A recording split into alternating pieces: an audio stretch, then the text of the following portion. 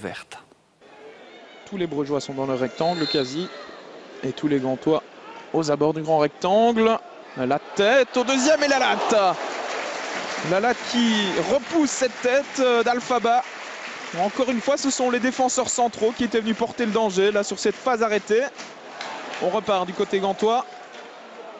Et on relance correctement dans les pieds d'Elganassi. Encore une fois, c'est très bien joué de la part d'Elganassi. Jorgensen, il a du champ pour frapper. La balle repoussée par Verbis dans les pieds de Koulibaly. Et le poteau qui vient à la rescousse des Brugeois. Ce n'est pas terminé.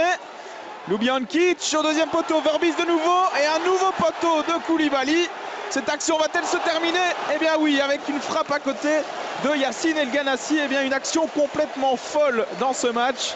Après 18 minutes de jeu, 2 poteaux dans la même action. Et les Brugeois peuvent remercier la chance sur cette phase. On revoit la frappe de Jorgensen dans un premier temps. Poteau d'Eliman Koulibaly. Et puis ça va encore être un peu du flipper ici avec une balle repoussée par Verbis. Koulibaly qui manque vraiment de chance sur cette action mais qui aurait dû conclure d'aussi près. Alors le premier but tombera-t-il sur phase arrêtée? Premier corner pour le Cercle de Bruges. Déviation deuxième poteau et Dominic Fowley qui se loupe et qui est surtout allé percuter le poteau sur cette action. Invariablement, c'est encore Elganassi qui donne ce coup de coin. Koulibaly, la tête, le sauvetage miraculeux de Verbis une deuxième fois. Et on dégage du côté de Neto. Et bien là, les Brugeois peuvent remercier leur gardien qui a encore fait des miracles sur cette action. On revoit la tête d'abord de Koulibaly. Et puis, c'est un peu chanceusement que Bram Verbis sort ce deuxième ballon. C'est toujours 0-0. Et ce n'est pas les occasions qui manquent du côté gantois. Mais on ne parvient pas à concrétiser pour l'instant.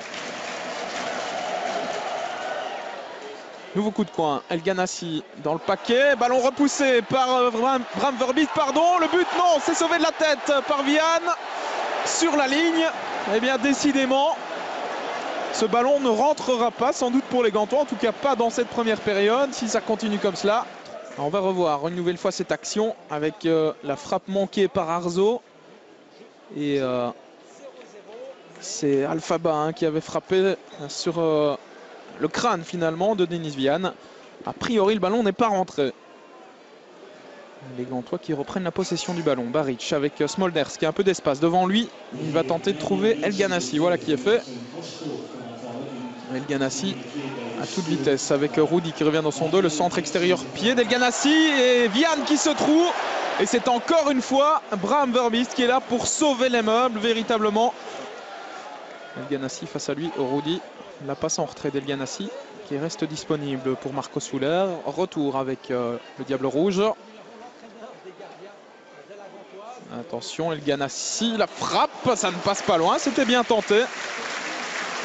Là, il tente, il ose, il provoque Elganassi. Il fait un bon match dans l'ensemble pour l'instant. Vaneno dans le rectangle. Face à lui, il y a Mario Baric. Les crochets de Vaneno, la passe elle est bien jouée, elle était belle et le poteau avec Fowley, nouveau poteau. Et c'est Rudy maintenant qui va peut-être pouvoir frapper, qui glisse une nouvelle fois. Eh bien décidément il devrait changer de pneu, le portugais. Et décidément dans ce but on a des actions complètement folles. Un premier poteau, Fowley qui se jette, deuxième poteau pour sauver Frank Books. Et puis Rudy là qui ne parvient pas à frapper, qui glisse. Coup de coin d'Elganassi. Premier poteau avec la frappe de Nahayo et une nouvelle parade 5 étoiles véritablement de Bram Verbis. Ce gardien il fait un début de championnat tonitruant véritablement. Ce n'est pas terminé pour les Gantois avec Souler. À l'entrée du rectangle, la frappe de Ljubijankic et nouvel arrêt de Bram Verbis. Eh bien on va pouvoir lui ériger une statue du côté de Bruges dès cette première journée de championnat parce que le gardien du cercle est véritablement en train de faire le match de sa vie aujourd'hui. Regardez cet arrêt du bout des doigts ou du bout du pied encore une fois. Marco Souler qui perd le ballon au profit de Rudy qui est reparti dans ses dribbles. Alors est-ce qu'il va tenir droit sur ses jambes cette fois-ci? Oui. Rudy, la passe elle est magnifique. Christophe Dan pour le premier but, il est accroché. Et que dit Monsieur Verweken? C'est un penalty.